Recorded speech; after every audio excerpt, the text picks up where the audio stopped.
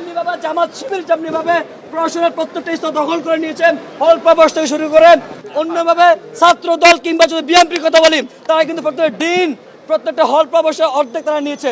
আবার তারা অনেকে নিয়েছে হচ্ছে কি আমাদের অ্যালামনাই অ্যাসোসিয়েশন।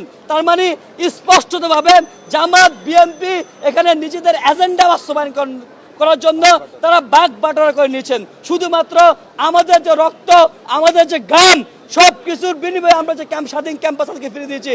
এই বিসিএ প্রক্টর আমাদের রক্তের উপর পাড়া দিয়ে সে দিতে বসেছেন। এই প্রক্টর এখন গিয়ে এই প্রত্যেকটা প্রশাসনের লোকজন এখন কি আমাদের স্বার্থ বিরোধী কাজ কারবার করতেছে। এখন তারা নানা চটকদার কথাবার্তা বলতেছেন, কিন্তু আমরা তো জানি ভাই আপনি কে, আপনি বিগত কি করেছেন, এসএমটি নিয়মে আপনি কি কি কাজ করেছেন। আমরা একটা তথ্য কেন্দ্র দিতে চাই, 170 জন পোলিং অফিসার নিয়োগ দেওয়া হয়েছে, সেটা শুধুমাত্র প্রক্টর জানেন, এর বাইরে কেউই জানেন না। কিন্তু নির্বাচন কমিশন কে কে থাকবে সেটা প্রক্টর জানেন। প্রক্টর চলেছে শিবিরের যে মতাদর্শ, তার এজেন্ডা, শিবিরের পরামর্শ এই প্রক্টর চলে। আমরা দেখেছি যে 5 আগস্টে গত 5 আগস্ট যে শিবিরের প্রোগ্রাম বানচাল করার জন্য, শিবির বন্ধ করার জন্য প্রক্টর পারে নাই। কিন্তু তার মানে প্রক্টরের চেয়ে আর একটা বড় বডি বিশ্ববিদ্যালয় এক্সিস্ট করতেছে।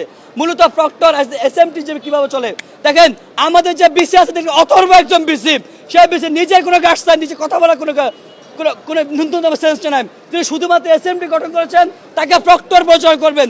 সকল প্রকার বিধিনিষেধ তোয়াক্কা করে প্রক্টরকে তিনি এসএমটি মেম্বার হিসেবে তিনি এখানে উপস্থিত করেছেন। মিটিং এর মধ্যে শুধুমাত্র প্রক্টর কথা বলেন, বিসি শুধুমাত্র হা হা হু হু করেন। আমরা বারবার করে দেখেছি এই যে সামগ্রিক পরিস্থিতির কারণে, বাগবাটোয়ার পরিস্থিতির কারণে আজকের নির্বাচনে ব্যাপার হচ্ছে। শিক্ষার্থীরা সকল বাধা উপেক্ষা করে কিন্তু আজকে নির্বাচনে স্বতঃস্ফূর্ত অংশগ্রহণ করেছে। কিন্তু স্বতঃস্ফূর্ত এই নির্বাচনকে প্রশ্নবিদ্ধ করার জন্য বিশ্ববিদ্যালয় প্রশাসন যে অথর্ব নির্বাচন কমিশন প্রত্যেকে দায়ী।